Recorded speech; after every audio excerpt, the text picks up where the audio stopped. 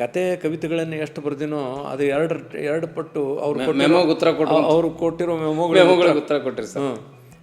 ಮೀಟಿಂಗ್ನೊಳಗೆ ಹೇಳಿದೆ ನಾ ಯಾವ ತಪ್ಪು ಮಾಡಿಲ್ಲ, ನಾ ಕ್ಷಮಾ ಕೇಳೋದಿಲ್ಲ. ನೀವು ನನ್ನ ನೌಕರಿಯಿಂದ ತೆಗಿತಿದ್ರೆ ನಾ ಸಂತೋಷದಿಂದ ಹೋಗ್ತೀನಿ, ತೆಗೀರಿ ಅಂತ ಹೇಳಿದೆ.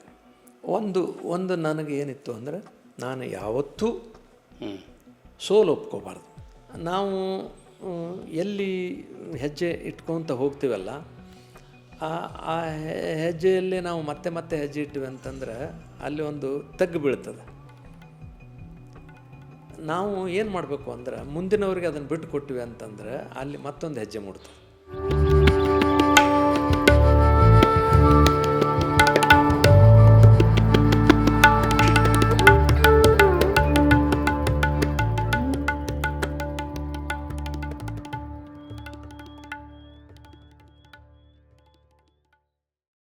ಸರ್, ಯಾಕೆ ಹಿಂಗಾಯ್ತು? ಮ್ಯಾನೇಜ್ಮೆಂಟ್ ಸಂತೋಷ ಪಡ್ಬೇಕಾಗಿತ್ತಲ್ಲ. ಸಂತೋಷ ಪಡೋದು ಅದು ಗೊತ್ತಿಲ್ಲ, ನನಗೆ ಗೊತ್ತಿಲ್ಲ.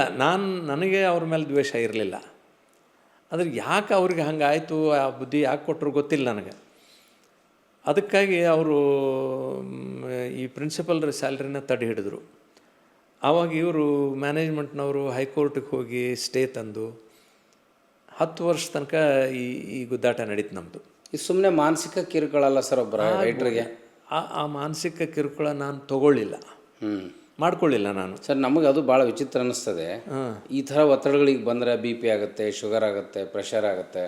ನೀವು ಆ ಉದ್ಯೋಗದ ಕಿರುಕುಳವನ್ನು ಸಹಿಸ್ಕೊಂಡು ಆರೋಗ್ಯವನ್ನು ಚೆನ್ನಾಗಿಟ್ಕೊಂಡ್ರಿ, ಮಾನಸಿಕವಾಗಿ ಸದೃಢ ಆಗಿದ್ರಿ, ಮತ್ತು ಬರಿತಾ ಹೋದ್ರಿ, ಮಕ್ಕಳಿಗೆ ಪಾಠ ಮಾಡ್ತಿದ್ರಿ. ನಾವು ಅದನ್ನು ಕೇಳಿದಾಗ ನಮಗೆಲ್ಲ ಇರಿಟೇಟ್ ಆಗೋದು, ಏನಪ್ಪ ಮ್ಯಾನೇಜ್ಮೆಂಟ್ ಇಷ್ಟು ಕಿರಿಕಿರಿ ಕೊಡ್ತಾರೆ, ಸುಮ್ಮನೆ ಬಿಟ್ಟರೆ ಇದು ಅನ್ನಂಗೆ ಆಗ್ತಿತ್ತು. ಇಲ್ಲ, ನನಗೆ ಆಶ್ಚರ್ಯ ಅಂದರೆ ಸಿದ್ದು ಅವ್ರ ಜೊತೆಗೆ ಏನು ಈ ಹೋರಾಟ ಇತ್ತಲ್ಲ, ಆ ಸಂದರ್ಭದೊಳಗೆ ನಂದು 12 ಕಿಲೋ ತೂಕ ಹೆಚ್ಚಾಗಿತ್ತು. ಅಯ್ಯಪ್ಪ,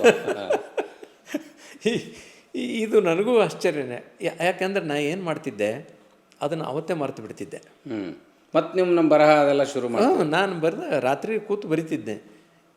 ನಾನು ನನ್ನ ಕತೆ ಕವಿತೆಗಳನ್ನು ಎಷ್ಟು ಬರ್ದಿನೋ ಅದು ಎರಡು ಪಟ್ಟು ಅವ್ರು ಕೊಟ್ಟಿರೋ ಮೆಮೊಗಳಿಗೆ ಉತ್ತರ ಕೊಟ್ಟಿರಿ ಸರ್. ನಾನು ಕಾಲೇಜಿಂದ ಮನೆಗೆ ಬರೋದ್ರೊಳಗೆ ಮೆಮೊ ರೆಡಿ ಇರ್ತದೆ. ಅಲ್ಲಿ ಒಬ್ಬ ನಮ್ಮ ಅಟೆಂಡರ್ ಬರ್ತಿದ್ದ, ಬಂದು ಸರ್ ಇದನ್ನು ಸಹಿ ಮಾಡಿ ಕೊಡ್ರಿ ಅಂಥೇಳಿ ತೊಗೊಂಡು ಹೋಗ್ತಿದ್ದ. ಆಯ್ತಪ್ಪ ಕೊಡು ಅಂತಂತಿದ್ದೆ. ಮತ್ತು 3 ದಿವಸದೊಳಗೆ ನೀವು ಉತ್ತರ ಕೊಡ್ಬೇಕು ಅಂತಿದ್ರು. 3 ದಿವಸದೊಳಗೆ ಯಾಕೆ ಒಂದೇ ದಿವಸದಾಗ ಕೊಟ್ಟು ಬಿಡ್ತಿದ್ದೆ ನಾನು. ನನಗೆ ಅದು ರೂಢಿ ಆಗಿಬಿಟ್ಟಿತ್ತು.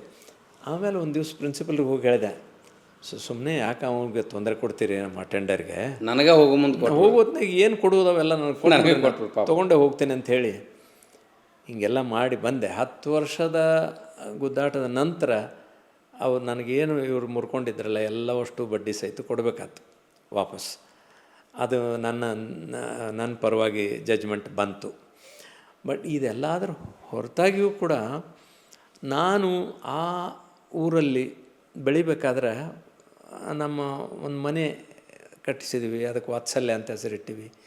ವಾತ್ಸಲ್ಯ ವಿಚಾರ ವೇದಿಕೆ ಅಂತ ಒಂದು ಅವತ್ತೇ ವೇದಿಕೆ ಹುಟ್ಟು ಹಾಕಿ ಸಿದ್ದೇಶ್ವರ ಸ್ವಾಮಿಗಳ ಕಡೆಯಿಂದ ನಾನು ಒಂದು ತತ್ವಾಂತರ ಪರ್ವ ಅನ್ನುವಂಥ ನಾಟಕದ ಲೋಕಾರ್ಪಣೆ, ಒಂದು ಕವಿಗೋಷ್ಠಿ ಮಾಡೇನೆ ನಾವು ನಮ್ಮ ಮನೆ ಉದ್ಘಾಟನೆ ಗೃಹ ಪ್ರವೇಶ ಮಾಡಿದ್ವಿ. ಆ ನಂತರ ಪ್ರತಿ ತಿಂಗಳು ಒಂದು ಸಾಹಿತ್ಯ ಕಾರ್ಯಕ್ರಮ, ಅಲ್ಲಿ ಒಬ್ಬರನ್ನ ಉಪನ್ಯಾಸಕರನ್ನು ಕರೆಯೋದು, ಅವ್ರಿಗೆ 1 ತಿಂಗಳು ಮುಂಚೆನೇ ಸಬ್ಜೆಕ್ಟ್ ಕೊಡೋದು. ಸುಮಾರು ಒಂದು 50ರಿಂದ 100 ಜನ ಆ ಕಾರ್ಯಕ್ರಮ ವಾತ್ಸಲ್ಯ ವಿಚಾರ ವೇದಿಕೆ ಕಾರ್ಯಕ್ರಮಕ್ಕೆ ಬರ್ತಿದ್ರು. ಎಲ್ಲಿಂದ ಅಂದ್ರೆ ಬೀಳಿಗಿಂದ ಹಿಡ್ಕೊಂಡು ಈ ಕಡೆ ಗೋಕಾಕ್ವರೆಗೂ ಅಂದರೆ ಆಡಿಯನ್ಸ್ ಬರ್ತಿದ್ರು. ಅದು ನನ್ನ ಭಾಳ ದೊಡ್ಡ ಸುದೈವ. ಅದು ಅಂದರೆ ಬಿಜಾಪುರ, ಬೀಳ್ಗಿ, ಬಾಗಲಕೋಟೆ, ಹಾರುಗೇರಿ, ಮಹಾಲಿಂಗಪುರ, ಗೋಕಾಕ, ಮೂಡಲ್ಗಿ, ಮುಧೋಳ, ಈ ಕಡೆ ಎಲ್ಲ ಕಡೆಯಿಂದ ಅಲ್ಲಿ ಬರ್ತಿದ್ದರು ಜನ. ನಾನು ನನ್ನ ಹೆಂಡ್ತಿನ ಈ ಸಂದರ್ಭದಲ್ಲಿ ನೆನೆಸ್ಬೇಕು. ಆಕೆ ಒಬ್ಬ ದೊಡ್ಡ ಜಮೀನ್ದಾರನ ಮಗಳು. 360 ಎಕರೆ ಜಮೀನು ನಮ್ಮ ಮಾವನಿಗೆ. ಅಂಥ ಮನೆತನದೊಳಗೆ ಈಕೆ ಹುಟ್ಟಿದಾಕಿ. ಎಂದೂ ತನ್ನ ಹಾಸಿಗೆ ಹಾಸ್ಕೊಂಡಿಲ್ಲ ಅವರು. ಅವರೆಲ್ಲ ಹೆಣ್ಮಕ್ಳು ಶ್ರೀಮಂತರು. ಅಂತಾಕಿ ಇಲ್ಲಿ ಬಂದು ನಾನು MA ಪರೀಕ್ಷೆ ಬರೆದು ಮರುದಿವಸದಿಂದನ ನಮ್ಮ ಮನೆಯಿಂದ ಒಂದು ಪೈಸಾ ತಂದಿಲ್ಲ. ಬಾಪು ಅಂತ ನಮ್ಮಪ್ಪ ನನಗೆ ಹೆಸರಿಟ್ಟ ಕಾರಣಕ್ಕಾಗಿ I must be A self made man ಅಂತ ನನ್ನನ್ನು ನಾನು ಒಂದು ಕಟ್ಟಳೆಗೆ ಹಾಕ್ಕೊಂಡು ಬಡತನವನ್ನು ಆವಾಹಿಸ್ಕೊಂಡು ತುಂಬ ಕಷ್ಟ ಕೊಟ್ಟಿನಿ ನಾನು ನನ್ನ ಹೆಂಡತಿಗೆ. ಅಂಥದ್ರಲ್ಲೂ ಕೂಡ ಈ ಕಾರ್ಯಕ್ರಮ ಮಾಡುವಾಗ 100 ಜನ ಬರ್ತಿದ್ದರೆ ಮೊದಲು ನಾವು ಅವಲಕ್ಕಿ ಉಪ್ಪಿಟ್ಟು ಇಂಥದ್ದೇನಾರ ಒಂದು ಉಪಹಾರ ಮಾಡ್ತಿದ್ವಿ. ಆಕೆ ತಾನಾಗಿ ಹೇಳಿದ್ಲು, ಅಲ್ರಿ ಅಷ್ಟು ದೂರದಿಂದ ಬರ್ತಾರೆ, ರಾತ್ರಿ 9-9:30 ಅವರು ಇಲ್ಲಿಂದ ಹೊರಟ್ರೆ ಊರಿಗೆ ಹೋಗಿ ಮುಟ್ಟಬೇಕಾದ್ರೆ ರಾತ್ರಿ 12 ನಂತರ, ಹಂಗೆ ಹೆಂಗೆ ಕಳಿಸೋದು ಅವ್ರನ್ನ, ನಾ ಅಡುಗೆ ಮಾಡ್ತೀನಿ ಊಟ ಮಾಡಿ ಹೋಗಲಿ ಅಂತ. ಸೊ 13 ವರ್ಷ ತನಕ ಈ ಕಾರ್ಯಕ್ರಮಗಳನ್ನು ನಾವು ನಡೆಸಿದರೆ ಎಲ್ಲರಿಗೂ ಆಕೆ ನನ್ನ ಹೆಂಡತಿ ಒಬ್ಬಾಕಿ ಅಡುಗೆ ಮಾಡಿ ಊಟ ಮಾಡಿಸಿ ಕಳಿಸ್ತೀವಿ. ಸರ್, ಉಲ್ಟಾ ಬೈಬೇಕು, ಸಾಹಿತ್ಯದ ಕೆಲಸ ಮಾಡ್ತೀರಿ, ಕಾಲೇಜ್ನಾಗ ನೋಟಿಸ್ ತೊಗೊತೀರಿ, ಪಗಾರ ಪೂರ್ಣ ಬರೋಂಗಿಲ್ಲ, ಮತ್ತು ತಿಂಗಳಿಗೊಮ್ಮೆ ಕಾರ್ಯಕ್ರಮ ಮಾಡ್ತೀರಿ, ಹಿಂಗೆ ಮಂದಿನ ಕರೆಸಿ ಊಟ ಮಾಡ್ತೀರಿ, ಇದೆಲ್ಲ ಜನರಲ್ ಆಗಿ ನೋಡೋರಿಗೆ ಅಡ್ವರ್ಸ್ ಆ್ಯಕ್ಟಿವಿಟೀಸ ಸರ್. ಬಾಳೆ ಮಾಡ್ಕೊಂಡು ತಿನ್ನಾರಲ್ಲ ಅಂತಾರಲ್ಲ, ಅಂಥ ಕೆಲಸನೇ ಇವು. ಆವಾಗ ನನ್ನ ಹೆಂಡತಿ ಒಂದು ಮಾತು ಹೇಳಿದ್ಲು ನನಗೆ. ಅವರು ಒತ್ತಡ ಹೆಂಗೆ ತಂದರು ನಮ್ಮ ಮ್ಯಾನೇಜ್ಮೆಂಟ್ನವ್ರು ಅಂದ್ರೆ, ನನ್ನ ಮೇಲೆ ಸುಳ್ಳು ಆರೋಪ, ನಮಗೆ ಬೈತಾರೆ ಅವರು ಅಲ್ಲಿ ಸಾಮಾನ್ಯವಾಗಿ ನೇಕಾರ ಜನ ಅಲ್ಲ, ಮಳ್ಳು ಜಾಡ್ರು ಅಂತ ನಮಗೆ ಬೈದಾರ ಅಂತ ಒಂದು ಆರೋಪ ಮಾಡಿದರು. ಅದಕ್ಕೆ ಒಬ್ಬರು ಬಂದು ನನ್ನ ಸ್ನೇಹಿತರು, ಏನು ರೀ ಅವ್ರಿಗೆ ಹಿಂಗೆ ಬೈದಿರಿ ಅಂತ ನಿಮ್ಮ ಮೇಲೆ ಆರೋಪ ಅದ ಅಂತ. ನಾ ಅಂತೂ ಬೈದಿಲ್ಲ. ಅವ್ರು ಬೈದಾರ ಅಂತ ಹೇಳ್ಕೊತಾರ ಅಂದ್ರೆ ಅವ್ರು ಇರ್ಬೋದು ಒಂದಿನ, ಇನ್ನೂ ಡಬಲ್ ಬೈದಂಗೆ ಆಯ್ತು ಸರ್. ಅವ್ರು ಇರ್ಬೋದು, ಅದು ನಾ ಅಂತೂ ಬೈದಿಲ್ಲ. ಇಲ್ಲ, ಅವರು ರೆಕ್ವಿಸಿಷನ್ ಜನರಲ್ ಬಾಡಿ ಮೀಟಿಂಗ್ ಕರೆದು ನಿಮ್ಮನ್ನು ನೌಕರಿಯಿಂದ ತೆಗಿಬೇಕಂತಾರ, ಅವರು ತೆಗಿಲಿ ಅಂದೆ ನಾನು. ಆವತ್ತು ನನ್ನ ಹೆಂಡ್ತಿಗೆ ಹೇಳಿದೆ, ಅವರು ಹೀಗೆಲ್ಲ ಮಾಡ್ಯಾರಂತ ಅಂಥೇಳಿ. ಆಕೆ ಹೇಳಿದ್ಲು, ನೀವೇನು ಹೆದರಬೇಡ್ರಿ,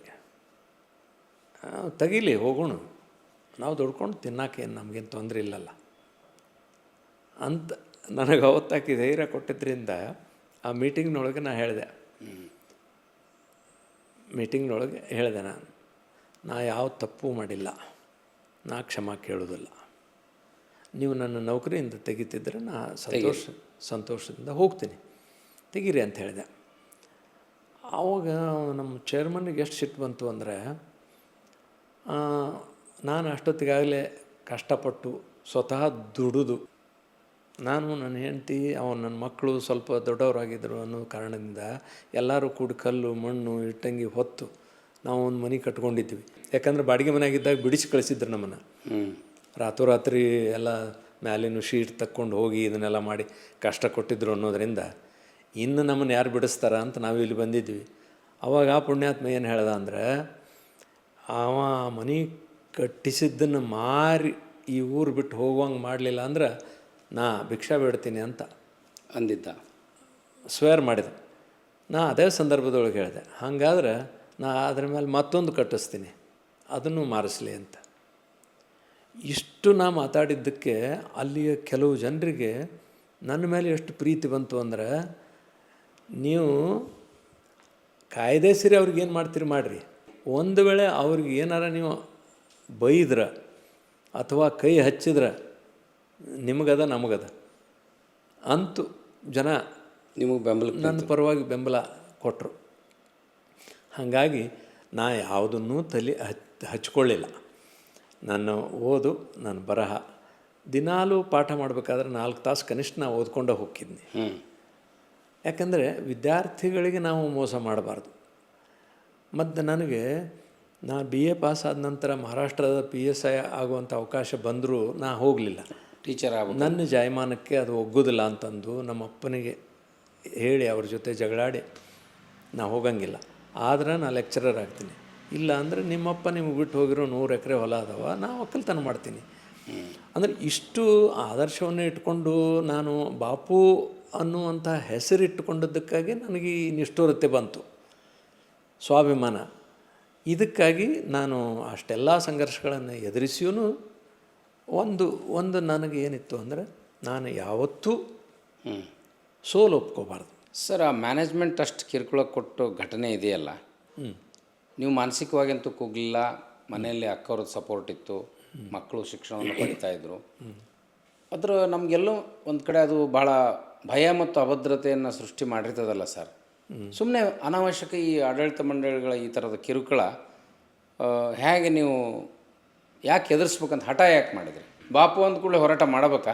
ಹಾಂ, ಅದು ಅಂದ್ರೆ ನನಗೆ ಭಾಳ ದೊಡ್ಡ ಧೈರ್ಯ ಅದರದ್ದು ಅಂದ್ರೆ, ನಾ ತಪ್ಪು ಮಾಡಿಲ್ಲ, ಸುಳ್ಳು ಹೇಳಿಲ್ಲ. ಮುಂದೆ ನನ್ನ ಮೇಲೆ ಅವರು ಆರೋಪ ಏನು ಹೊರಿಸ್ತಿದ್ರು ಅಂದರೆ, ಇವರು ಕ್ಲಾಸ್ ಸರಿಯಾಗಿ ತೊಗೊಳಲ್ಲ, ಮತ್ತು ಇವರೇನದ ಅನಗತ್ಯವಾಗಿ ರಜಾ ತೊಗೊಂಡು ಹೋಗ್ತಾರೆ ಅನ್ನೋವಂಥದ್ದು ಅವರು ಹೇಳ್ತಿದ್ರು. ನನ್ನ ವಿದ್ಯಾರ್ಥಿಗಳೇ ಅದಕ್ಕೆ ಉತ್ತರ ಕೊಡ್ತಿದ್ರು. ಸಿಲೆಬಸ್ ಮುಗಿಸ್ಯಾರ ಸರ್ ಅಂತ ಹೇಳಿ. ಹಾಂ, ಅಲ್ಲ, ಸಿಲೆಬಸ್ ಮುಗಿಸೋದು ಅಷ್ಟೇ ಅಲ್ಲ. ನಾ ಹೇಳಿದ್ನಲ್ಲ ರೀ, ನಾನು ಒಂದು ಮೀಟಿಂಗಿಗೆ ಹೋಗೋಕ್ಕಿಂತ ಮುಂಚೆ 2 ದಿವಸ ಮೊದಲೇ ನಾನು ಕ್ಲಾಸ್ ತೊಗೊಳಕ್ಕೆ ಶುರು ಮಾಡ್ತಿದ್ದೆ. ಫ್ರೆಂಡ್ಸಿಗೆಲ್ಲ ಹೇಳಿ, ನಮ್ಮ ಲೆಕ್ಚರರ್ಸ್ಗೆ, ಕೊಲೀಗ್ಸ್ಗೆ ಹೇಳಿ, ನಾನು ಕ್ಲಾಸ್ ತೊಗೊಂಡು ಹೋಗ್ತೀನಿ ಬಿಡ್ರಿ ಅಂತ ಹೇಳ್ತಿದ್ನಲ್ಲ. ಹೀಗಾಗಿ ವಿದ್ಯಾರ್ಥಿಗಳ ಬೆಂಬಲ ಇತ್ತು ನನಗೆ. ಸರ್, ಕಲೀಗ್ಸ್ ಬೆಂಬಲ ಹೆಂಗಿತ್ತು ಸರ್? ಕೊಲೀಗ್ಸು ಇತ್ತು, ಅಂದರೆ ನನ್ನ ಬಗ್ಗೆ ಅವ್ರಿಗೆ ಪ್ರೀತಿ ಇತ್ತು, ಧೈರ್ಯ ಇರಲಿಲ್ಲ. ಪ್ರೀತಿ ಇತ್ತು, ಧೈರ್ಯ ಇರಲಿಲ್ಲ, ಸಣ್ಣ ಪ್ರೊಫೆಷ್ನಲ್ ಜಲಸ್ ಇದ್ದರೂ ಇರ್ಬೋದಲ್ಲ ಸರ್? ಈ ಕೆಲವರಲ್ಲಿ ಇತ್ತು, ಎಲ್ಲರಲ್ಲೂ ಇಲ್ಲ. ಆದರೆ ಯಾರಲ್ಲಿ ನನ್ನ ಬಗ್ಗೆ ಪ್ರೀತಿ ಇದ್ರೂ ನೇರವಾಗಿ ನನ್ನನ್ನು ಬೆಂಬಲಿಸ್ಲಿಕ್ಕೆ ಆಗಲಿಲ್ಲ. ಆ ಮ್ಯಾನೇಜ್ಮೆಂಟ್ ಎದುರಾಕೊಂಡು ಅವರೆಲ್ಲಿ ಸಮಸ್ಯೆ ಅದಕ್ಕೆ ನೀವೇನೋ ಎದುರಿಸ್ತೀರಿ, ಅಥವಾ ನೀವು ಜಮೀನ್ದಾರಿದ್ರಿ, ಎಲ್ಲ ಬಿಟ್ಟು ಹೋದ್ರೆ ಊರಲ್ಲಿ ಆಸ್ತಿ ಇತ್ತು. ಹೌದು, ಅದು ಪಾಪ ಹೊಟ್ಟೆಪಾಡಿಗಾಗಿ ಬದುಕೋಕೆ ಬಂದ್ರೆ ಅದು ಸಾಧ್ಯ ಆಗಂಗಿಲ್ಲ ಸರ್. ಹೌದು ಹೌದು. ಇದಾದ್ಮೇಲೆ ಸರ್ ಸಾಹಿತ್ಯಿಕವಾಗಿ ಭಾಳ ಬೆಳೆದ್ರಿ, ಅದೆಲ್ಲ ಹೋರಾಟ ಮಾಡಿದ್ರಿ. ಇದರ ಮಧ್ಯೆ ನೀವು ಬಾಗಲಕೋಟೆ ಹೊಸ ಜಿಲ್ಲೆ ಆದಮೇಲೆ ಸಾಹಿತ್ಯ ಪರಿಷತ್ ಚುನಾವಣೆಗೆ ನಿಂತ್ರಿ. ಹೌದು. ಆಗಲೇ ನಿಮ್ಮ ಬಾಗಲಕೋಟೆ ಜಿಲ್ಲೆಯಲ್ಲಿ ಸಾಹಿತ್ಯದ ಪ್ರಭಾವ ಭಾಳ ಬೆಳೆದಿತ್ತು, ಭಾಳ ಜನ ರೈಟರ್ಸ್ ಹುಟ್ಕೊಂಡಿದ್ರು. ಹೌದು. ಅಲ್ಲಿ ನೀವು ಜಯ ಸಾಧಿಸಿದ್ರಿ. ಅದು ಹೆಂಗೆ ಸಾಧ್ಯ ಆಯಿತು? ಬರ್ತೀನಿ ಅದನ್ನು ಹೇಳೋಕ್ಕಿಂತ ಮುಂಚೆ 1987 88ನೊಳಗೆ ಏನು ನಾನು ಹೇಳಿದ್ನಲ್ಲ, ನನ್ನನ್ನು ಈ ಕೆಲಸದಿಂದ ತೆಗೆದು ಹಾಕಬೇಕು ಅಂತ ಅವರು ರೆಸೊಲ್ಯೂಷನ್ ಪಾಸ್ ಮಾಡಿ 290 ಮಂದಿಯೊಳಗೆ ಎಷ್ಟು 250 ಮಂದಿ ನನ್ನನ್ನು ತೆಗಿಬೇಕು ಅಂತಲೇ ಸಹಿ ಮಾಡಿ. ಈ ವಿಷಯ ನನಗೆ ಮಲ್ಶೆಟ್ಟಿ ನನ್ನ ರೂಮ್ಮೇಟ್ ಇದ್ದ ಅಂತ ಹೇಳಿದ್ನಲ್ಲ, ನಾವು ಭಾಳ ಕ್ಲೋಸ್ ಆಗಿದ್ವಿ, ಎಲ್ಲ ಹಂಚ್ಕೋತಿದ್ವಿ. ಇದು ಗೊತ್ತಾಗಿ ನನಗೆ ನಾನು ಏನು ಮಾಡಿದೆ, ಈ ಸಂದರ್ಭದೊಳಗೆ ಇಲ್ಲಿರೋದು ಬೇಡ, ಸುಮ್ಮನೆ ಹೊಸಪೇಟೆಗೆ ಹೋಗಿ ಬಂದ್ರಾತ ಅಂಥೇಳಿ ನಾನು ಹೊಸಪೇಟೆಗೆ ಹೋಗಿದ್ದೆ. ಅವ ನನ್ನ ಕರ್ಕೊಂಡು ಗದಿಗೆ ಬಂದ.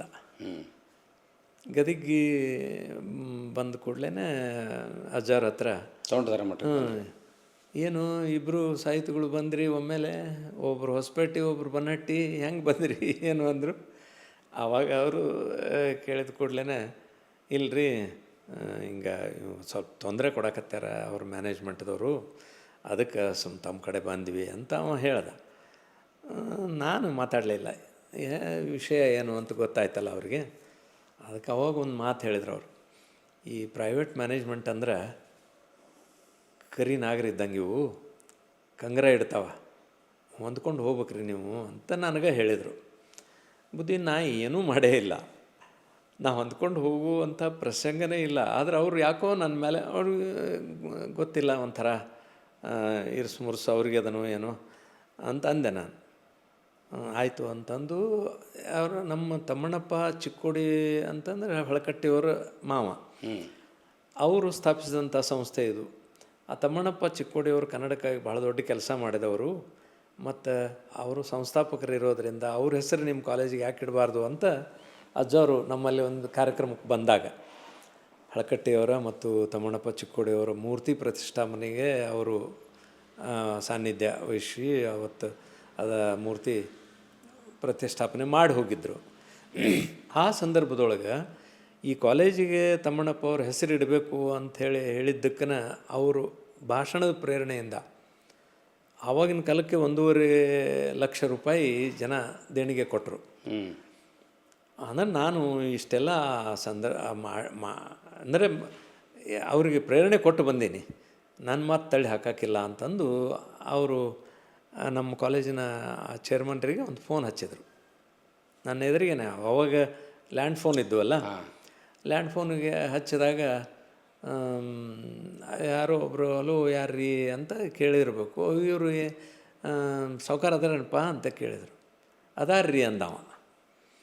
ಅಂದ ಕೂಡಲೇ ಒಂದು ಸ್ವಲ್ಪ ಕೊಡ್ತೀಯಾ, ಗದಗಿನ ಸ್ವಾಮಿಗಳು ಮಾತಾಡ್ತಾರಂತ ಹೇಳು ಅಂಥೇಳಿ ಹೇಳಿದ ಕೂಡಲೇ ಅವ ಅವ್ರಿಗೆ ಕೇಳೋ ಹಂಗನ ಇಲ್ಲ ಅಂತ ಹೇಳು, ಗದಗಿನ ಸ್ವಾಮಿಗಳ್ರ್ಯಾ ಅಂತಂದವ. ಅಂದ ಕೂಡಲೇ ಇಲ್ಲ ಅಂತ ಹೇಳು ಅಂತ ಹೇಳಿದ್ದು ಇವ್ರಿಗೆ ಕೇಳಿಸ್ತಾ ಸರ್. ಕೇಳಿದ ಕೂಡಲೇ ಇಲ್ಲರಿ ಅವ್ರು ಹೊರಗೆ ಹೋಗ್ಯಾರ ಅಂತ ಹೇಳ್ದವ. ಅದಾರ ಅಂದವನೇ ಹಿಂಗೆ ಹೇಳಿದ ಕೂಡಲೇ ನನಗೆ ಈ ಥರ ಮಾಡುವಂಥವ್ರು ನಿಮಗೆ ಹೆಂಗೆ ಮಾಡಿರ್ಲಿಕ್ಕಿಲ್ಲ ಇವರು, ಇಲ್ಲ ನೀವೇನು ತಪ್ಪು ಮಾಡಿಲ್ಲ ಮತ್ತು ನಿಮಗೆ ಸೋಲು ಆಗಂಗಿಲ್ಲ, ನೀವೇನು ಹೆದರಬೇಡ್ರಿ, ನಿಮ್ಮ ಹೋರಾಟದ ಜೊತೆಗೆ ನಾವು ಅದೀವಿ, ನೀವು ಹೋಗ್ರಿ ನಿಮ್ಮ ಕೆಲಸ ನೀವು ಮಾಡ್ಕೊಂಡು ಇರ್ರಿ ಅಂಥೇಳಿ ನನಗೆ ಕಳಿಸಿದ್ರು. ಆಮೇಲೆ ಒಂದು ಮಾತು ಕೇಳಿದರು, ಇಷ್ಟೆಲ್ಲ ಕಷ್ಟಪಡ್ತೀರಿ, ಹಣದ ತೊಂದರೆ ಆಗಿರ್ಬೇಕಲ್ಲ, ಒಂದಿಷ್ಟು ರೊಕ್ಕ ತೊಗೊಂಡು ಹೋಗ್ರಿ ಅಂತ ಅಂದರು. ಬ್ಯಾಡ್ರಿ ಬುದ್ಧಿ, ನನಗೇನು ಹಣದ ಕೊರತೆ ಇಲ್ಲ, ಈಗ ನಾನು ಹೋಗ್ತೀನಿ ಅಂಥೇಳಿ ಬಂದೆ. ಸೊ ಇದೆಲ್ಲ ಆ ನಂತರ 10 ವರ್ಷ ಅಂದರೆ 87ರಿಂದ 97ರವರೆಗೆ ಆಗಿ ನನಗೆ ಹೈಕೋರ್ಟ್ನಿಂದ ನನ್ನ ಪರವಾಗಿ ನ್ಯಾಯ ಸಿಕ್ತು. 97ರಲ್ಲೇ ಬಾಗಲಕೋಟೆ ಹೊಸ ಜಿಲ್ಲೆ ಆಯಿತು. 98ರೊಳಗೆ ಇದು ಸಾಹಿತ್ಯ ಪರಿಷತ್ತಿನ ಚುನಾವಣೆ ನಡೀತು. ಆ ಸಂದರ್ಭದೊಳಗೆ ನನಗೆ ಚುನಾವಣೆಗೆ ನಿಲ್ಲೋ ವಿಚಾರ ಇರಲಿಲ್ಲ. ಅಖಂಡ ಬಿಜಾಪುರ ಜಿಲ್ಲೆ ಇದ್ದಾಗನೇ ಶಂಭು ಬಿರಾದರ್ ಅವರು, ಈಶ್ವರಚಂದ್ರ ಚಿಂತಾಮಣಿ ಅವರು, ಮಹಾಂತ ಗುಲ್ಗಂಜಿ ಅವರು, ಇವರೆಲ್ಲ ನೀವು ನಿಂದಿರ್ರಿ, ನೀವು ಯುವಕರು ನೀವು ಮಾಡಬೇಕು ಇವೆಲ್ಲ ಕೆಲಸ, ನಾವು ಯಾಕೆ ಮಾಡೋದು ಮುದುಕರು ಅಂತಂದು ನಮ್ಗೆ ಹೇಳಿದಾಗಲೂ ಬ್ಯಾಡ್ರಿ, ನಮ್ಗೆ ಬರೆಯೋದಕ್ಕೆ ತೊಂದರೆ ಆಕತಿ, ಓದೋಕ್ಕೆ ಬರೆಯೋಕ್ಕೆ ಇದೆಲ್ಲ ಎಡ್ಚಾಗ್ತದೆ, ಬೇಡ ಅಂಥೇಳಿ ನಾವು ಒಲ್ಲೆ ಅಂದವ. ಬಟ್ ಈಗೆಲ್ಲ ನಾನು ನಿಂದ್ರಕ್ಕೆ ಹೋಗ್ತೀನಿ, ನಾನು ನಿಂದ್ರತಿರಲಿಲ್ಲ. ಬಟ್ ಅಲ್ಲಿ ಸತ್ಯಕಾಮರು ಕಲ್ಲಹಳ್ಳಿ ಒಳಗೆ ಇರ್ತಿದ್ರಲ್ಲ, ಮುಧೋಳದೊಳಗೆ 1995ರೊಳಗೆ ಒಂದು ಸಮ್ಮೇಳನ ಆಗಿತ್ತು ಅಖಿಲ ಭಾರತ ಸಾಹಿತ್ಯ ಸಮ್ಮೇಳನ ಆದ ಸಂದರ್ಭದೊಳಗೆ ನಮ್ಮ ಭಾಗದ ಸಾಹಿತಿಗಳಿಗೆ ಅನ್ಯಾಯ ಆಗ್ಯದ ಅಂಥೇಳಿ ಒಂದು ಪ್ರತಿಭಟನೆ ಮಾಡಿದ್ವಿ ನಾವೆಲ್ಲರೂ ಸೇರಿ. ತುಂಬ ವಿಕ್ಷಿಪ್ತ ಅನ್ನಿಸ್ಕೊಂಡಂತಹ ಸತ್ಯಕಾಮರು ಆ ಸಂದರ್ಭದೊಳಗೆ ನಮಗೆ ಭಾಳ ಹತ್ತಿರ ಆದರು. ವಿಶೇಷವಾಗಿ ಯಾರ ಕಡೆಯಿಂದೂ ಒಂದು ಪೈಸೆ ರೊಕ್ಕ ಕೊಡದೆ, ಅಂದರೆ ಖರ್ಚು ಮಾಡಿಸ್ಕೊಳ್ಳದೆ ಎಲ್ಲ ತಾವೇ ಖರ್ಚು ಮಾಡ್ತಾ ಇದ್ದಂಥವ್ರು, ಹೋಗೋದಕ್ಕೆ ಬರೋದಕ್ಕೆ, ಆಮೇಲೆ ನಾವು ಊಟ ಉಪಚಾರ ಏನು ಮಾಡಿದ್ರು ಎಲ್ಲ ತಾವೇ ಮಾಡೋರು. ಅವಾಗ ನಾನು ನೀವೇ ಯಾಕೆ ಮಾಡಬೇಕು, ನನಗೂ ಒಂದು ಅವಕಾಶ ಕೊಡ್ರಿ ಅಂತಂದು ಇದನ್ನೆಲ್ಲ ಮಾಡಿದ್ದಕ್ಕೆ ಅದು ಅಷ್ಟು ವರ್ಷ ಅಂದರೆ ಅಷ್ಟು ದಿವಸದಲ್ಲಿ ನನ್ನ ಜೊತೆಗೆ ಅವರು ಒಂದೀಟು ಹಂಚ್ಕೊಳ್ಳಿಕ್ಕೆ ಶುರು ಮಾಡಿದ್ರು ತಮ್ಮದು. ಆಗ ಅವರು ಏನು ಮಾಡಿದರು, ನನ್ನ ಮನೆಗೆ ಒಂದು ದಿವಸ ಬಂದರು ಸತ್ಯಕಾಮರು ಬಂದು, ನೀವು ನನ್ನ ಮಾತು ನಡೆಸ್ಕೊಡ್ತೀನಿ ಅಂದರೆ ನಿಮ್ಮ ಮನ್ಯಾಗ ಕಾಲಿಡ್ತೀನಿ ಅಂತ ಹೊರಗೆ ನಿಂತೆ ಯಾಕೆ ಹೇಳ್ತೀರಿ, ಒಳಗೆ ಬರ್ರಿ ಆಮೇಲೆ ಮಾತಾಡೋಣ ಅಂದೆ. ಇಲ್ಲ, ನೀವು ಹ್ಞೂ ಅಂದರೆ ನಾನು ಒಳಗೆ ಬರೋದು ಅಂದರು. ಅಂದರೆ ನೀವು ಒಳಗೆ ಬಂದರೆ ನಾನು ಹ್ಞೂ ಅಂತೀನಿ ಅಂದೆ. ಬಂದರು. ನಮ್ಮ ಟೇಬಲ್ ಮೇಲೆ ಕಿಸೆದೊಳಗಿಂದ ಒಂದಿಷ್ಟು ದುಡ್ಡು ತೆಗೆದಿಟ್ಟು, ಈ ದುಡ್ಡು ತೊಗೊಂಡು ನೀವು ನಾಳೆನೇ ಬೆಂಗಳೂರಿಗೆ ಹೋಗಿ ಜಿಲ್ಲಾ ಸಾಹಿತ್ಯ ಪರಿಷತ್ತಿನ ಅಧ್ಯಕ್ಷ ಸ್ಥಾನಕ್ಕೆ ನೀವು ನಿಮ್ಮ ಉಮೇದುವಾರಿಕೆ ಸಲ್ಲಿಸಿ ಬರಬೇಕು ಅಂದರು. ಅಂದ್ಕೂಡಲೇ ನೀವು ಸಾಹಿತಿಗಳು, ನಾ ಹೆಂಗೆ ಒಪ್ಕೊಳ್ಳಿ ಈ ಮಾತು, ನನಗೆ ಆಗೋದಿಲ್ಲ, ಬೇಡ ಅಂದೆ. ಇಲ್ಲ ಈ ಹಣ ನೀವೇ ಹೊರಬೇಕು ಅನ್ನೋದು ನಮ್ಮೆಲ್ಲರ ವಿಚಾರ. ಅವ್ರು ಯಾರ್ಯಾರೋ ಮಾತಾಡ್ಕೊಂಡು ಬಂದಿದ್ರೇನೋ ಬಹುಶಃ. ಅಂದರು ಇಲ್ಲ, ನನಗೆ ಆಗೋದಿಲ್ಲ ಅಂತ ನಾನು ಆಟ ಹಿಡಿದೆ. ಹಾಗಿದ್ರೆ ನಾನು ನಿಮ್ಮ ಮನೆಯಲ್ಲಿ ಒಂದು ಹನಿ ನೀರು ಕುಡಿಯೋಲ್ಲ, ಒಂದಗಳ ಅನ್ನ ತಿನ್ನಲ್ಲ ಅಂದರು. ಅದಕ್ಕೂ ಇದಕ್ಕೂ ತಳಕ್ಕೆ ಹಾಕಬೇಡ್ರಿ, ಆಯಿತು ನೀವು ಹೇಳ್ತೀರಿ, ನಾ ಹ್ಞೂ ಅಂತೀನಿ, ಬರ್ರಿ ಊಟ ಮಾಡೋಣ ಅಂದೆ. ಆಯಿತು, ಹಾಗಿದ್ರೆ ಈ ದುಡ್ಡು ತೊಗೊಂಡೇ ಹೋಗ್ಬೇಕು ನೀವು ಅಂದರು. ಅಲ್ಲ ನಾ ಹೋಗೋದು ಒಪ್ಕೊಂಡಿನಿ, ಮತ್ತು ಇದೇ ದುಡ್ಡು ತೊಗೋಬೇಕಂತ ಯಾಕಂತೀರಿ? ಯಾಕೆಂದರೆ ಇದು ಪಾಪದ ದುಡ್ಡು. ಅವ್ರ ಸ್ಟೈಲೇ ಹಾಗೆ ಮಾತಾಡೋದು. ಪಾಪದ ದುಡ್ಡು ಯಾಕೆ ಅಂದೆ, ನನಗೆ ಪುಣ್ಯ ಮಾಡಿ ಗೊತ್ತಿಲ್ಲಲ್ಲ ಹಾಂ ಅಂತಂದು ಇದನ್ನೆಲ್ಲ ಮಾಡಿ ಊಟ ಮಾಡಿ ಅವರು ಹೋದರು. ನಾನು ಹೋಗಿ ಅರ್ಜಿ ಸಲ್ಲಿಸಿ ಬಂದೆ. ಆವಾಗ ಅವರು ಒಂದು ಮಾತು ಹೇಳಿದರು, ನಾವು ಚುನಾವಣೆ ನಡೀಬಾರ್ದು ಅನ್ನುವಂಥ ವಿಚಾರದವರು ಎಲ್ಲರೂ ಸೇರಿ ಒಬ್ಬರನ್ನ ಸಮರ್ಥರನ್ನು ನಾವೆಲ್ಲರೂ ಯುನಾನಿಮಸ್ ಆಗಿ ಆಯ್ಕೆ ಮಾಡಬೇಕು ಅನ್ನೋ ಕಾರಣಕ್ಕಾಗಿ ಎಲ್ಲರೂ ನಿಮ್ಮ ಹೆಸರು ಹೇಳಿದರು ಅನ್ನೋ ಕಾರಣಕ್ಕೆ ನಾನು ನಿಮ್ಮ ಮನೆಗೆ ಬಂದಿದ್ದೀನಿ. ಆಯಿತು ಅಂಥೇಳಿ ಹೇಳಿದ ಮೇಲೆ ನಾನು ಹೋಗಿ ಕೊಟ್ಟು ಬಂದೆ. ನಾನು ನಾಮಿನೇಷನ್ ಕೊಟ್ಟು ಬಂದ ಮೇಲೆ ಅಲ್ಲಿ ನಾವು 4-5 ಜನ ನಾಮಿನೇಷನ್ ಕೊಟ್ಟಿದ್ವಿ. ಎಲ್ಲರನ್ನೂ ಅವರು ಕರೆದ್ರು. ಆ ಸಂದರ್ಭದೊಳಗೆ ಮಲ್ಲಿಕಾರ್ಜುನ ಹೆಗ್ಗಳಿಗೆ ಹನುಮಂತ ತೆಗ್ಗಳಿ ಅಂತ ಅವ್ರ ಸ್ನೇಹಿತರು, ಅವ್ರ ಪರವಾಗಿ ಇವರು ಲಾಬಿ ಮಾಡಿಕೊಂಡು ಅಲ್ಲಿ ಬಂದು, ನೀವು ಯಾರು ಏನು ಹೇಳಿದ್ರು ನಾವು ಹಿಂದಕ್ಕೆ ತಗೊಳ್ಳೋಂಗಿಲ್ಲ, ನಾವು ನಿಲ್ತೀವಿ ಮತ್ತು ನಾವು ಗೆಲ್ತೀವಿ, ಇಷ್ಟು ಅವ್ರು ಹೇಳಿದ ಮೇಲೆ ಆಯಿತು ಹಂಗಾರ ಅಂಥೇಳಿ ಅಂದು ಸತ್ಯಕಾಮ್ ಅವ್ರು ಹೇಳಿದರು, ನಾವು ಮೊದಲೇ ಎಲ್ಲರಿಗೂ ಹೇಳಿದ್ವಿ, ಎಲ್ಲರೂ ಸೇರಿ ಒಂದು ಏನು ಒಮ್ಮತದ ನಿರ್ಣಯ ತೊಗೋತೀವಿ, ಅದಕ್ಕೆ ನೀವೆಲ್ಲರೂ ಬದ್ಧರಾಗಿರಬೇಕು ಅಂತ ನಿಮಗೆಲ್ಲರಿಗೂ ಕೇಳೇ ಪೊಲೀಸ್ ಪಾಟೀಲರನ್ನು ನಾವು ಕಳಿಸಿದ್ವಿ. ಮತ್ತು ಈಗ ನೀವು ಹೀಗೆಲ್ಲ ಹೇಳ್ತೀರಿ ಅಂದಾಗ ನನಗೆ ಅವ್ರು ಹೇಳಿದರು, ಪೊಲೀಸ್ ಪಾಟೀಲ್ರೆ ಇನ್ನು ನಿಮಗೆ ಬಿಟ್ಟದ್ದು, ನೀವೇನು ಮಾಡ್ತೀರಿ, ನಿಮ್ಮ ನಿರ್ಣಯ ನಿಮ್ಮದೇ ಅಂಥೇಳಿ ಹೇಳಿ ಹೋದರು. ನಾನು ಆವತ್ತೇ ಒಂದು ವಿಡ್ರಾವಲ್ ಲೆಟರ್ ಕೊಟ್ಟು ಅರ್ಜುನ್ ಕೋರಟ್ಕರ್ ಅವರು ಅಲ್ಲಿ ನಾಮಿನೇಷನ್ ಕೊಟ್ಟಿದ್ರಲ್ಲ ಅವ್ರ ಕೈಯಾಗೆ ನಾನು ಲೆಟ್ರ್ ಕೊಟ್ಟೆ, ನಾನು ವಿಡ್ರಾ ಮಾಡ್ಕೋತೀನಿ, ನೀವು ಕಂಟಿನ್ಯೂ ಮಾಡಿರಿ ಅಂತ ಕೊಟ್ಟು ಕಳಿಸಿದೆ. ಮುಂದೆ ಅಲ್ಲಿ ಹೋದ್ಮೇಲೆ ಅವರು ಏನು ಮಾಡಿದರು, ಕೋರಟ್ಕರ್ ಅವರು ಅದನ್ನು ವಾಪಸ್ ತೊಗೊಂಡು ತಮ್ಮದು ನನ್ನಂದು ಉಳಿಸಿ ಬಂದುಬಿಟ್ರು. ಪೇಪರ್ನಲ್ಲಿ ಬಂದಾಗ ಗೊತ್ತು ನಾನು ವಿಡ್ರಾ ಮಾಡ್ಕೊಂಡಿಲ್ಲ ಅಂತ, ವಿತ್ಡ್ರಾ ಆಗಿಲ್ಲ ನಂದು ಅಂತ. ಮತ್ತು ಇನ್ನು ಅನಿವಾರ್ಯ ಆಯಿತು ಹೋರಾಟ ಅಂಥೇಳಿ. ಆಮೇಲೆ ನಾನು ಸರ್ ಡೇ ಒನ್ಲಿಂದ ನಿಮ್ಮ ಗೆಳೆಯ ಡಿಬೇಟ್ ಕಾಂಪಿಟೇಷನ್ಗೆ ಹೆಸರು ಕೊಟ್ಟದ್ದು, ಆಮೇಲೆ ನಮ್ಮ ರಾಯಚೂರಿನ ಅಯ್ಯಪ್ಪ ತುಕಾಯಿ ಅಲ್ಲಿ ನಿಮ್ಮನ್ನು ಸೆಕ್ರೆಟ್ರಿ ಮಾಡಿದ್ದು, ಆಕಾಶವಾಣಿ ಯಮುನಾ ಮೂರ್ತಿಯವರು ನಿಮ್ಮ ಕಡೆಯಿಂದ ರೇಡಿಯೋ ನಾಟಕ ಬರೆಸಿದ್ದು, ಹಿಂಗೆ ಈ ಸೀರೀಸ್ ಎಲ್ಲ ನೋಡ್ಕೊತ ಬಂದ್ರೆ ನಿಮ್ಗೆ ಅದೃಷ್ಟ ಲಕ್ಷ್ಮಿ ನೀವು ಬ್ಯಾಡ್ ಅಂದ್ರೆ ಒಲ್ದು ಬಂದ್ಲು ಅಂತ ನನಗೆಲ್ಲ ಅನಿಸ್ತದೆ ಸರ್. ಸತ್ಯಕಾಮರಂತ ಹಿರಿಯರು ಬಂದು ನಿಲ್ಲಿಸಿದ್ರು, ಇವರು ವಿರೋಧ ಮಾಡಿದರು ನಿಮ್ಮದೇ ಜಿಲ್ಲೆ. ಹೌದು. ಆಮೇಲೆ ಅನ್ನದಾನಿ ಹಿರೇಮಠ ಬಾದಾಮಿಯವರು, ಹನುಮಂತ ತೆಗ್ಗಳಿಯವರು, ನಾವು 3 ಜನ ನಿಂತಿದ್ವಿ. ನಾನು ಯಾವುದಕ್ಕೂ ಖರ್ಚು ಮಾಡ್ಲಿಕ್ಕೆ ಹೋಗಲಿಲ್ಲ. ಆದರೆ ಮತದಾರರನ್ನು ಭೇಟಿ ಆಗೋದಂತೂ ಅಷ್ಟು ಲೆಟ್ರ್ ಬರೀಬೇಕು, ಅಷ್ಟು ಇದನ್ನು ಮಾಡೋದು ಎಲ್ಲ ಹೋಗಿ ಕೇಳಿ ಬಂದ್ವಿ. ಆಯಿತು. ಅವರಿಬ್ಬರೂ ಕೂಡಿ ಎಷ್ಟು ತೊಗೊಂಡಿದ್ರು ಅದರ 2 ಪಟ್ಟು ಓಟ್ ನನಗೆ ಬಂದು.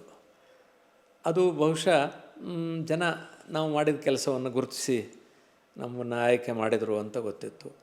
ಆ ನಂತರ ಸತ್ಯಕಾಮ್ ಅವರು ನನಗೊಂದು ಪತ್ರ ಬರೆದರು, ಇವತ್ತಿಗೆ ನಿಮ್ಮ ಸ್ಪರ್ಧೆ ಮುಗೀತು, ನಿಮ್ಮ ಗೆಲುವಿಗೆ ಹನುಮಂತ ತೆಗ್ಗಳ್ಳಿ ಮತ್ತು ಅನ್ನದಾನಿ ಹಿರೇಮಠ ಅವರ ಸೋಲಿನದು ಭಾಳ ದೊಡ್ಡ ಪಾತ್ರ ಇದೆ, ನೀವು ಒಂದುಗೂಡಿಕೊಂಡು ಕೆಲಸ ಮಾಡಿಕೊಂಡು ಹೋಗಬೇಕು ಅನ್ನುವಂಥ ಒಂದು ಪತ್ರ ಬರೆದರು. ಆ ಪತ್ರ ನಾನು ಇನ್ನೂ ತೆಗೆದಿಟ್ಟಿದ್ದೀನಿ. ಅದಕ್ಕೆ ನಾನೇನು ಮಾಡಿದೆ ಅಂದರೆ, ನಮ್ಮ ಜಿಲ್ಲೆಯ ಚಟುವಟಿಕೆಗಳ ಆರಂಭ ಉತ್ಸವಕ್ಕೇ ಅಂದರೆ ಮೊದಲನೇ ಕಾರ್ಯಕ್ರಮಕ್ಕೇ ಉದ್ಘಾಟನೆ ಈ ಹನುಮಂತ ತೆಗ್ಗಳ್ಳಿ ಮತ್ತು ಅನ್ನದಾನಿ ಹಿರೇಮಠ ಅವರನ್ನು ಮುಖ್ಯ ಅತಿಥಿಗಳಾಗಿ ನಾನು ಕರೆದೆ. ನಾವೆಲ್ಲರೂ ಕೂಡಿ ಕನ್ನಡದ ಕೆಲಸ ಮಾಡೋಣ ಅಂಥೇಳಿ. ಆಮೇಲೆ ಸಿದ್ದೇಶ್ವರ ಸ್ವಾಮಿಗಳು ನನ್ನ ಮೇಲೆ ಯಾವಾಗ ಅವ್ರದ್ದು ಒಂದು ಕರುಣೆ ಇತ್ತು, ಆಶೀರ್ವಾದ ಇತ್ತು. ಆವಾಗ ಅವರು ನನ್ನ ಕರೆದು ಪ್ರೀತಿಯಿಂದ ಮಾತಾಡಿಸಿ, ಹತ್ತಿರ ಕೂಡ 11 ಆಗಬೇಡ್ರಿ, ಏನೋ ನೀವು ಮಾಡಿದ್ದು ನೆನಪು ಉಳಿಯುವಂಥ ಕೆಲಸ ಮಾಡಿರಿ ಅಂತ ಹೇಳಿದಾಗ, ಕನಕಪುರದಲ್ಲಿ ಆ ವರ್ಷ 67ನೇ ಅಖಿಲ ಭಾರತ ಸಮ್ಮೇಳನ ನಡೆದಾಗ ಮುಂದಿನ ಸಮ್ಮೇಳನ ಎಲ್ಲಿ ನಡಿಬೇಕು ಅಂತಂದ್ರೆ ಸಿದ್ದೇಶ್ವರ ಸ್ವಾಮಿಗಳು ಹತ್ತಿರ ಕೂಡ 11 ಆಗಬೇಡ್ರಿ ಅಂತ ಹೇಳಿದ್ದು ನೆನಪಾತು. ಯಾವ ಮಂತ್ರಿಗಳು MLAಗಳು ಯಾರೂ ನನಗೆ ಲೆಟರ್ ಕೊಟ್ಟಿದ್ದಿಲ್ಲ. ಆದರೆ ನಾನು ಮುಂದಿನ ಸಮ್ಮೇಳನ ಬಾಗಲಕೋಟೆಯಲ್ಲೇ ಮಾಡ್ತೀನಿ ಅಂಥೇಳಿ ಅಲ್ಲಿ ಹೇಳಿದೆ. ಆವಾಗ 2-3 ವರ್ಷದಿಂದ ಪ್ರಯತ್ನ ಮಾಡ್ತಂಥ ತುಮಕೂರು ಅವರು ಭಾಳ ಎಲ್ಲ 10-12 ಮಂದಿ ಮಂತ್ರಿಗಳದ್ದು ಶಾಸಕರದ್ದು ಎಲ್ಲ ಲೆಟರ್ ತಂದಿದ್ರೂ ಕೂಡ ನಾನು ನನ್ನ ಸ್ನೇಹಿತರ ಒತ್ತಾಸೆಯಿಂದ ಇದನ್ನು ಮಾಡ್ತಾಯಿದ್ದೆ. ಮರಳಿ ಅವರು ಹಿಂದಿನ ಅಧ್ಯಕ್ಷರು. ಅವರು ಅಲ್ಲ, ನೀವು 3 ವರ್ಷದ ಹಿಂದೆಯೇ ನಿಮ್ಮ ಜಿಲ್ಲೆಯಲ್ಲಿ ಸಮ್ಮೇಳನ ಆಗಿದೆ, ಮುಧೋಳದಲ್ಲೇ ಆಗಿದೆ, ಈಗ ಹೆಂಗೆ ಕೊಡೋಕ್ಕೆ ಬರ್ತದೆ ನಿಮ್ಗೆ ಅಂತ ಅವರು ಅಲ್ಲಿ ಮಾತಾಡಿದರು. ನಾನು ಕೇಳಿದೆ, ಸ್ವಾಮಿ ನಮ್ಮ ಜಿಲ್ಲೆಯಲ್ಲಿ ಯಾವಾಗ ಆಗಿದೆ ಸಮ್ಮೇಳನ? 1995ನೇ ಇಸ್ವಿಯಲ್ಲಿ ಮುಧೋಳದಲ್ಲಿ ಸಮ್ಮೇಳನ ಆಗ್ಯದ. ಮತ್ತು ನಮ್ಮ ಜಿಲ್ಲೆ ಯಾವಾಗ ಆಗಿದ್ರಿ ಅಂದೆ ನಾನು. 97ರಾಗ ಆಗಿದೆ. ಮತ್ತು ನಮ್ಮ ಜಿಲ್ಲೆಗೆ ಆದಂಗಿಲ್ಲ, ನಮ್ಮ ಜಿಲ್ಲೆಯೊಳಗೆ ಆಗಿಲ್ಲಲ್ಲ ಅಂದೆ. ಹಂಗಂತೀರೇನು ನೀವು? ಹೊಸ ಜಿಲ್ಲೆಯಲ್ಲಿ ಏನು ಮಾಡ್ತೀರಿ ಅಂದರು. ಹೊಸ ಜಿಲ್ಲೆ ಅಂತಲೇ ಮಾಡೋದ್ರಿ. ನಾನು ಬಾಗಲಕೋಟೆ ಜಿಲ್ಲೆಯ ಅಧ್ಯಕ್ಷ ಅಂತ ಮೊದಲನೇ ಸಭೆಯಲ್ಲಿ ಪರಿಚಯ ಮಾಡಿಕೊಂಡಾಗ ಎಲ್ಲಿದೆ ಬಾಗಲಕೋಟೆ ಅಂತ ಕೇಳಿದ್ರು ಕೆಲವರು. ಆವತ್ತೇ ನಾನೊಂದು ಸಂಕಲ್ಪ ಮಾಡಿದ್ದೆ, ಅಖಿಲ ಭಾರತ ಸಾಹಿತ್ಯ ಸಮ್ಮೇಳನ ಬಾಗಲಕೋಟೆ ಎಲ್ಲದ ಅನ್ನೋದನ್ನು ಯಾರೂ ಮರೀದ ಹಂಗೆ ತೋರಿಸ್ಬೇಕು ಅಂತ. ಅದಕ್ಕೆ ಹೊಸ ಜಿಲ್ಲೆ ಅಂತಲೇ ನಾವು ಇಲ್ಲಿ ಸಮ್ಮೇಳನ ಮಾಡೋದು ಸರ್. ಇದು ಅಭಿವೃದ್ಧಿಗಾಗಿ ಸಮ್ಮೇಳನ, ಒಂದು ಅರ್ಥಪೂರ್ಣ ಸಮ್ಮೇಳನ ಮಾಡ್ತೀವಿ ನಾವು, ಅದ್ದೂರಿ ಸಮ್ಮೇಳನ ಮಾಡೋದಿಲ್ಲ, ದಯವಿಟ್ಟು ನಮಗೆ ಅವಕಾಶ ಕೊಡ್ರಿ ಅಂತೇಳಿ ಕೇಳಿದೆ ನಾನು. ಸೊ 42 ಮಂದಿ ಕಾರ್ಯಕಾರಿ ಸಮಿತಿ ಸದಸ್ಯರಲ್ಲಿ 38 ಜನ ನನಗೆ ಸಪೋರ್ಟ್ ಮಾಡಿದರು. ಹಾಗಾಗಿ ಆ 3 ವರ್ಷಗಳ ಅವಧಿಯಲ್ಲೇ ಮತ್ತೊಂದು ಸಾಹಿತ್ಯ ಸಮ್ಮೇಳನ ತಂದು ನಾನು ಮೊದಲು ಭೇಟಿಯಾಗಿದ್ದು ಸಿದ್ದೇಶ್ವರ ಸ್ವಾಮಿಗಳನ್ನು. ಬುದ್ಧಿ ತಾವು ಹೇಳಿದ್ರಿ, ನಾನು ಹತ್ತರೂ ಕೂಡ 11 ಆಗಬಾರ್ದು ಅನ್ನುವಂಥದ್ದು ಇದನ್ನು ಮಾಡಿದ್ದೀನಿ. ತಾವು ಈ ಸಮ್ಮೇಳನಕ್ಕೆ ಬರಬೇಕು, ನಮಗೆ ಆಶೀರ್ವಾದ ಮಾಡಬೇಕು ಅಂತ ಹೇಳಿದ್ಬಿಟ್ಟು ಆಯಿತು ಬರ್ತೀನಿ ಅಂದರು ಅವರು. ಸಾಹಿತ್ಯ ಸಂಸ್ಕೃತಿ ಅಂದರೆ ಭಾಳ ಪ್ರೀತಿ ಅವರಿಗೆ. ಆಯಿತು ಬರ್ತೀನಿ ಅಂತ ಅವ್ರು ಹೇಳಿದರು. ಆಮೇಲೆ ಅದೆಲ್ಲ ಮತ್ತೆ ಅದಕ್ಕೂ ಕೂಡ ಭಾಳ ದೊಡ್ಡ ಹೋರಾಟ ಆಯಿತು. ಅದೆಲ್ಲ ಆಯಿತು. ಯಾಕಂದರೆ ನಮ್ಮ ಜಿಲ್ಲೆಯಲ್ಲಿ ಅವಾಗ 3 ಜನ ಮಂತ್ರಿಗಳು, ಅದರ ಸ್ವಾಗತ ಸಮಿತಿ ಅಧ್ಯಕ್ಷರ ನಾವು ಆಗಬೇಕು ಅನ್ನುವಂಥ ವಿಚಾರ ಇದ್ದಂಥ ಕೆಲವರು ಅದಕ್ಕೆ ಅಡ್ಡಗಾಲ ಹಾಕಿದರು. ಏನೋ ಒಟ್ಟು ಕಷ್ಟಪಟ್ಟು ಸಮ್ಮೇಳನ ಮಾಡಿದ್ವಿ. ಭಾಳ ದೊಡ್ಡ ಸಮ್ಮೇಳನ ಆಯಿತು. ಆ ಸಮ್ಮೇಳನದ ಅಗ್ಗಳಿಕೆ ಏನು ಅಂದರೆ, ಸಿದ್ದೇಶ್ವರ ಸ್ವಾಮಿಗಳು ಒಂದು ವಿಶೇಷ ಉಪನ್ಯಾಸ ಅವ್ರದ್ದು ಇಟ್ಕೊಂಡಿದ್ವಿ. ಆವತ್ತು 50,000ಕ್ಕಿಂತ ಹೆಚ್ಚು ಜನ ಸೇರಿದ್ರು. ಮುಂದೆ ಇಡೀ ಆ 3 ದಿವಸದ ಸಮ್ಮೇಳನದಲ್ಲಿ 3 ಕೋಟಿಗಿಂತ ಹೆಚ್ಚಿನ ಪುಸ್ತಕಗಳ ಮಾರಾಟ ಆದವು. ಪ್ರಾಯಶಃ ಅದು ಇವತ್ತಿನವರೆಗೂ ಕೂಡ ಒಂದು ದಾಖಲೆ. 68ನೇ ಸಾಹಿತ್ಯ ಸಮ್ಮೇಳನ ಅದು. 68 ಪುಸ್ತಕಗಳನ್ನು ಪ್ರಕಟ ಮಾಡಿ ಅಲ್ಲಿ ತಂದ್ವಿ. ಹಾಗಾಗಿ ನಾನು ಮಾಡಿದ ಆ ಕಾರ್ಯದ ಬಗ್ಗೆ ನನಗೆ ಇವತ್ತಿಗೂ ಕೂಡ ಒಂದು ಸಂತೃಪ್ತಿ ಇದೆ.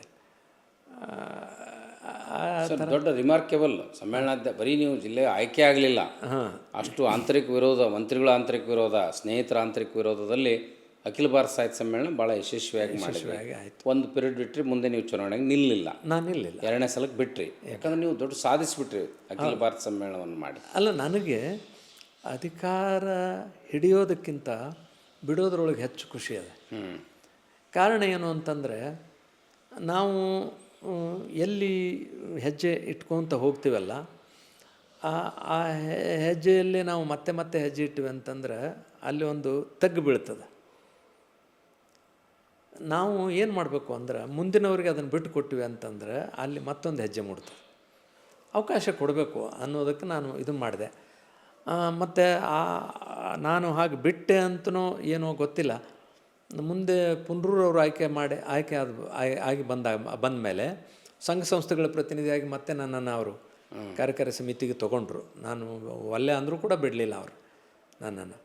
ಹಾಗಾಗಿ 6 ವರ್ಷಗಳವರೆಗೆ ನಾವು ಇದ್ದಾಗ ನನ್ನ ಜೊತೆಗೆ ಜಯಪ್ರಕಾಶ್ ಗೌಡ, ಮಂಡ್ಯ ಜಯಪ್ರಕಾಶ್ ಗೌಡ ಅವರು, ನಾವೆಲ್ಲ ಸೇರಿ ನಾವು ಏನು ಒಳ್ಳೆಯದನ್ನು ಮಾಡಬೇಕು ಅಂತಿದ್ವಿ ಎಲ್ಲರೂ ಬೆಂಬಲ ಕೊಟ್ಟು ಬೆಳಗಾವಿ ಸಾಹಿತ್ಯ ಸಮ್ಮೇಳನಕ್ಕೆ ಪಾಟೀಲ್ ಪುಟ್ಟಪ್ಪ ಅವ್ರನ್ನ ಅಧ್ಯಕ್ಷರನ್ನಾಗಿ ಮಾಡಬೇಕು ಅಂದಂಥದ್ದು ಒಂದು ಕಾರ್ಯಕಾರಿ ಸಮಿತಿ ಸಭೆಯೊಳಗೆ, ಶ್ರವಣಬೆಳಗೊಳದೊಳಗೆ ನಡೆದ ಸಭೆ ಅದು.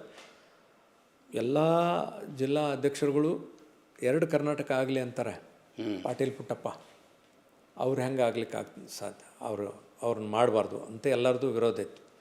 ಅವಾಗ ನಾನು ಎದ್ದು ನಿಂತು ಹೇಳಿದೆ, 2 ಕರ್ನಾಟಕ ಆಗಲಿ ಅಂತ ಅನ್ನೋದು ಮಣಿಮುರುಕರ ಅಜೆಂಡಾ ಅಲ್ಲ. ಅದು ಅಭಿವೃದ್ಧಿಯ ದೃಷ್ಟಿಯಿಂದ, ಅವಕಾಶದ ದೃಷ್ಟಿಯಿಂದ ಮತ್ತು ಅಕಾಡೆಮಿಗಳು, ಪ್ರಶಸ್ತಿ ಪುರಸ್ಕಾರಗಳು ಇವೆಲ್ಲವನ್ನು ನಿರ್ಧಾರ ಮಾಡುವಂಥ ಸಂದರ್ಭದಲ್ಲಿ, ಪಠ್ಯಪುಸ್ತಕ ಸಮಿತಿಗಳನ್ನು ಮಾಡುವ ಸಂದರ್ಭದಲ್ಲಿ ಉತ್ತರ ಕರ್ನಾಟಕಕ್ಕೆ ಆಗುವಷ್ಟು ಅನ್ಯಾಯ ಒಂದು ವೇಳೆ ದಕ್ಷಿಣ ಕರ್ನಾಟಕಕ್ಕೆ ಆಗಿದ್ದರೆ ನೀವು 2 ಅಲ್ಲ 10 ಕರ್ನಾಟಕ ಆಗಲಿ ಅಂತಿದ್ರಿ. ನಾವು ಅದನ್ನೆಲ್ಲ ಸಹಿಸ್ಕೊಂಡಿದ್ದೀವಿ. ಪಾಟೀಲ್ ಪುಟ್ಟಪ್ಪ ಅವರು ಕರ್ನಾಟಕ ಏಕೀಕರಣಕ್ಕಾಗಿ ಹೋರಾಟ ಮಾಡಿದ್ದು ನೆನಪಿಲ್ಲ ನಿಮಗೆ? ಈಗಲೂ ಕೂಡ ಅವರು ಒಂದು ಎಚ್ಚರಿಕೆ ಕೊಟ್ಟಾರೆ ನಿಮಗೆ, ಇದನ್ನೇ ನೀವು ಮುಂದುವರಿಸಿದರೆ ನಾವು ಕರ್ನಾಟಕ 2 ಕರ್ನಾಟಕ ಆಗಲಿ ಅಂತಂದಾರ. ಅದಕ್ಕಾಗಿ ಪಾಟೀಲ್ ಪುಟ್ಟಪ್ಪ ಅವರು ಈಗ ಆಗಲೇಬೇಕು ಅಂತ ನಾನು ಹೇಳಿದೆ. ಆವಾಗ ನನಗೆ ಮತ್ತೆ ಎಲ್ಲರೂ ಬೆಂಬಲ ಕೊಟ್ಟು ಪಾಟೀಲ್ ಪುಟ್ಟಪ್ಪ ಅವ್ರನ್ನೇ ಅಧ್ಯಕ್ಷರನ್ನಾಗಿ ಮಾಡಿದ್ವಿ. ಸೊ ಇವೆಲ್ಲ ನನಗೆ ಈ ಮಾತನ್ನು ಯಾಕೆ ಹೇಳ್ತಾ ಇದ್ದೀನಿ ಅಂದರೆ, ನನಗಾಗಿ ನಾನು ಏನು ಮಾಡಿಕೊಳ್ಳಿಲ್ಲ. I use to remember Vivekananda statement, he alone lives who lives for others, the rest are all dead than alive ಅನ್ನುವಂಥ ಮಾತು. ಹಾಗೆ ನನಗಾಗಿ ನಾನು ಏನು ಮಾಡ್ಕೊಳ್ಳೋದು ಬೇಡ, ನಮ್ಮವ್ರಿಗಾಗಿ ಮಾಡೋಣ. ನಿಮಗೆ ವಿಚಿತ್ರ ಅಂದರೆ ಇವತ್ತಿಗೂ ಕೂಡ ಒಂದು ರೆಕಾರ್ಡ್ ಇದೆ, ನೀವು ತೆಗೆದು ನೋಡಿರ್ಬೇಕಾದ್ರೆ. ಕನ್ನಡ ಸಾಹಿತ್ಯ ಪರಿಷತ್ತಿನ ಇತಿಹಾಸದಲ್ಲಿ ಒಂದು ಜಿಲ್ಲೆಯ 23 ಜನ ಸಾಹಿತಿಗಳಿಗೆ ಅಖಿಲ ಭಾರತ ಸಾಹಿತ್ಯ ಸಮ್ಮೇಳನದ ವೇದಿಕೆಯಲ್ಲಿ ನಾನು ಅವಕಾಶ ಮಾಡಿಸ್ಕೊಟ್ಟೆ.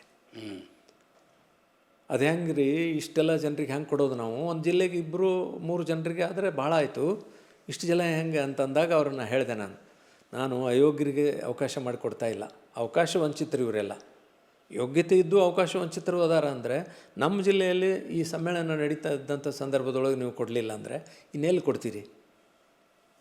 ಕೊಡಲೇಬೇಕು ಅಂತ ಹಠ ಹಿಡಿದು ನಾನು ಅವ್ರಿಗೆಲ್ಲ ಅವಕಾಶ. ಬಸವರಾಜರು ಅಧ್ಯಕ್ಷ ಆಗಿದ್ದರು. ಹಾಂ, ಬಸವರಾಜರು, ಬಸವರಾಜರು, ಸಿ ವೀರಣ್ಣ ಮತ್ತು ಚಂದ್ರಣ್ಣಗೌಡ ಅಂತ ಕಾರ್ಯದರ್ಶಿಗಳಿದ್ದರು. ಇವರು ನನ್ನನ್ನು ಯಾಕೆ ಬೆಂಬಲಿಸಿದ್ರು ಅವರು ಅಂತಂದರೆ, ನಾನು ಮಾತಾಡ್ತಾ ಇರೋದು ಸತ್ಯ ಇತ್ತು. ಹಾಗಾಗಿ ಈ ಸಾಹಿತ್ಯ ಪರಿಷತ್ತಿನ ಇದರೊಳಗೆ ಮತ್ತು ನಾನು ನಿಮಗೆ ಗೊತ್ತಿದ್ದಂಗೆ PUC ಪಠ್ಯಪುಸ್ತಕ ಸಮಿತಿಯಲ್ಲಿ ಪ್ರಥಮ PUC ಮತ್ತು ದ್ವಿತೀಯ PUC ಎರಡೂ ಸಮಿತಿಗಳಲ್ಲಿ ನಾನು ಉತ್ತರ ಕರ್ನಾಟಕದ ಏಕೈಕ ಪ್ರತಿನಿಧಿಯಾಗಿದ್ದೆ. ಆ ಸಂದರ್ಭದಲ್ಲೂ ಕೂಡ ನಾನು ಸಾಕಷ್ಟು ಹೋರಾಟ ಮಾಡಿದೆ. ಏನು ಅಂದರೆ, ಎಲ್ಲವನ್ನೂ ಎಲ್ಲರೂ ಏನು ಮೆಜಾರಿಟಿ ಆಗ್ತಿತ್ತು ಅವ್ರು ಹೇಳಿದ್ದನ್ನೇ ಅದರೊಳಗೆ ಸೇರಿಸೋದು, ನಮ್ಮ ಯಾವುದೇ ಒಂದು ಹೇಳಿಕೆಗಾಗಲಿ ಅಥವಾ ಬೇಡಿಕೆಗಾಗಲಿ ಮನ್ನಣೆ ಕೊಡದೇ ಇರುವಂಥ ಸಂದರ್ಭದಲ್ಲಿ ನಾನು ಉಪವಾಸ ಸತ್ಯಾಗ್ರಹ ಮಾಡ್ತೀನಿ ನೀವು ಹಿಂಗೆ ಮಾಡಿದರೆ ಅಂತ ಅಷ್ಟರ ಮಟ್ಟಿಗೆ ನಾನು ಹೋರಾಟ ಮಾಡಿದಾಗ GB ಸಜ್ಜನ್ ಅವರು ಪರಿಶೀಲನಾ ಸಮಿತಿಯಲ್ಲಿದ್ದರು ಬಿಜಾಪುರ. ಅವರು ಇದನ್ನೆಲ್ಲ ನೋಡಿ ಅವ್ರಿಗೆ ಗೊತ್ತಾಗ್ತಿತ್ತು ಇದೆಲ್ಲ. ಪಾಟೀಲ್ರಿ, ಯಾಕೆ ನೀವು ಇಷ್ಟೆಲ್ಲ ಹೋರಾಟ ಮಾಡ್ತೀರಿ, ನಾವು ಏನು ಮಾಡಿದ್ರು ನಮ್ದು ಯಾವುದೂ ನಡೆಯೋದಿಲ್ಲ, ಬಿಟ್ಟು ಬಿಡೋಣ ಅಂದ್ರೆ ಅವರು. ಸರ್, ಬಿಟ್ಟರೆ ನಾವೆಲ್ಲ ಕಳ್ಕೊತೀವಿ, ನಾನು ಎಲ್ಲಿ ಇರ್ತೀನಿ ಅಲ್ಲಿ ನಮ್ಮವ್ರಿಗೆ ಅನ್ಯಾಯ ಆಗಲಿಕ್ಕೆ ನಾನು ಬಿಡೋದಿಲ್ಲ ಅಂತ ನಾನು ಹಠ ಹಿಡಿದು ನಾನು ಹೇಳಿದಂಥ ಕೆಲವು ಇದೆಲ್ಲ, ವಿಶೇಷವಾಗಿ ಆಸ್ಟ್ರೇಲಿಯಾ ಆ್ಯಂಡ್ ಆ ಪಾಠವನ್ನು ಅದು, ಆಮೇಲೆ ಲೇಡಿ ಕ್ಲೇರ್ ಅನ್ನುವಂಥ ಲಾವಣಿ, ಅದು ಸೇರಿಸ್ಬೇಕಾದ್ರೆ ಅದು ಬೇಡ ಅಂತಂದದ್ದನ್ನು ಮರುದಿನ ನಾನು ನಾನು ಒಂದು ಲಾವಣಿ ಬರೆದು ಮರುದಿನ ಸಭೆಗಿಂತ ಮುಂಚೆ ನಾನು ಅದನ್ನು ಹಾಡಿದಾಗ ಮುಂದಿನ ಚರ್ಚೆ ಬೇಡ, ಇದನ್ನೇ ಇಟ್ಬಿಡೋಣ ಅಂತಂದರು. ಲೇಡಿ ಕ್ಲೇರ್ ಟ್ರಾನ್ಸ್ಲೇಟ್ ಮಾಡಿ ಹಾಡಿದ್ರಿ? ಹೌದು.